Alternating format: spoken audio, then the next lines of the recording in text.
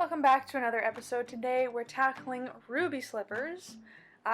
Costume season has hit us and we have to make these things sparkle. So I began with actual shoes after having ordered something called shoe slippers or shoe slips off of Amazon, which were to cover shoes. And when I put them on my feet, as you'll soon see, it was just better to start off with actual shoes. These shoes I got at the thrift store. $7.99 at the Salvation Army. They did come with leather insoles, which I then replaced because they had been worn with other brand new leather insoles. Here's the name of the actual shoe company. I'd never heard of them, but the shoes were really cute. These ones happened to be a size 6, barely worn, and they were red, which is all I needed. So we got rid of the old insoles and started afresh. We also found a tiny shoe that we're going to decorate at a later video.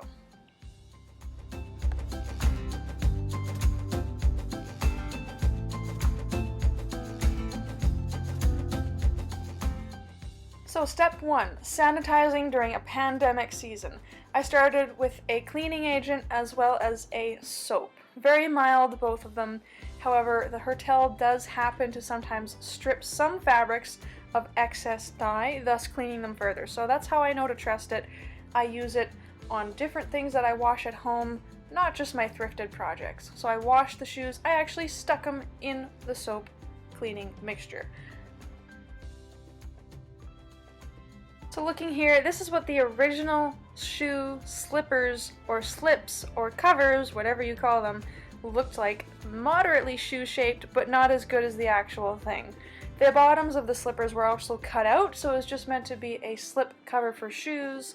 Also, don't forget to stack up on your quarantine snacks because it is Halloween season.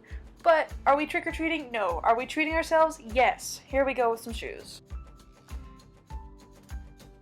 So here's the main supplies: glue gun, scissors, shoes, sequined fabric. I'm just lucky enough that my sequin fabric has little bows and is already shoe shaped.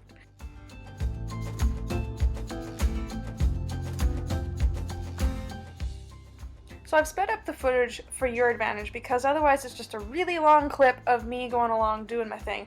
But basically, you cut out the slippers to fit the same shape as the shoes, removing the elastic bands that were already sewn in, and then hot glue them to the shoe shape. Being very careful to first fit the form-fitting, couturied shape of the top of the slipper first, and then adhering it and pulling it tight across the rest of the shoe form.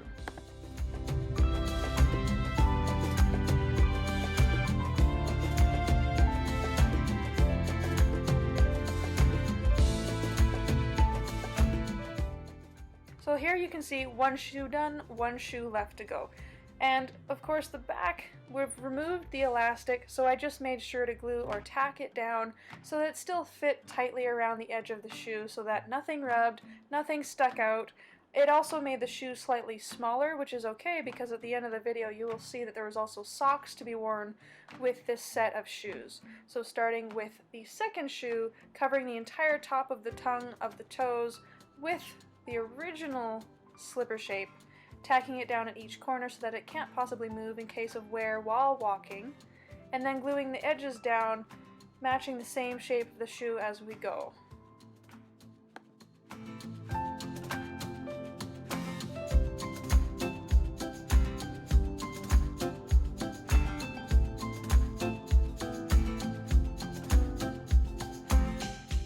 And when it came time to actually do the edge of the shoe, I made sure to use extra glue, fitting it as tightly as I could along the bottom of the shoe, pulling it tight, gluing in the toe, reinforcing that, using extra fabric to push down the hot spots of the glue just so we didn't miss any drying time, but securing the glue and the sequin so that nothing moved, nothing was underneath the shoe when we walked, nothing caused a slippery sole, and making it still shaped to the foot or the shape of the size of the shoe you've bought.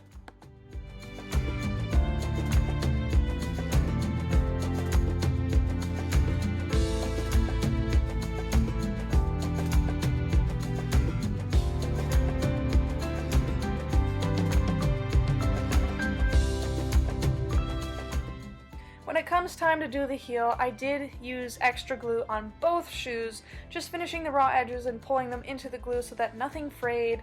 It wasn't quite edgy enough to be able to use a lighter to melt down the nylon, and I would not recommend for anyone to be using a lighter because that can cause all kinds of dangers or injury to yourself or others or to property.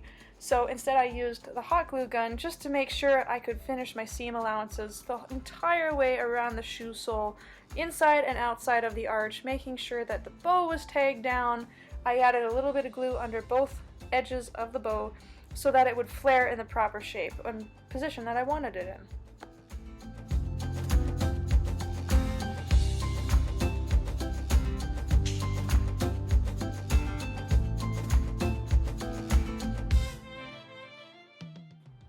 So we've come to the end here. You can see the workstation with the sequins and the scraps and my glue gun sitting on top of the foam brick that I happen to have right next to my workstation.